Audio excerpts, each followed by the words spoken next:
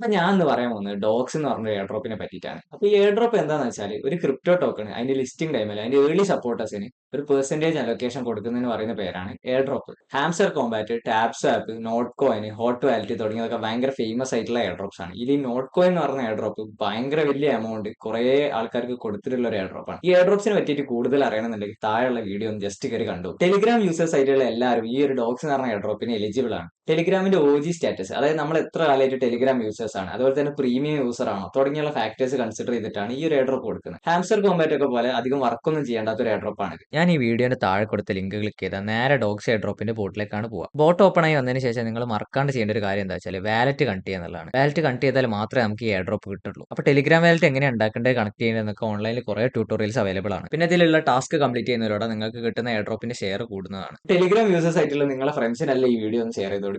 Video ഇഷ്ടപ്പെടുകയാണെങ്കിൽ like ചെയ്യാനും channel subscribe ചെയ്യാനും മറക്കണം.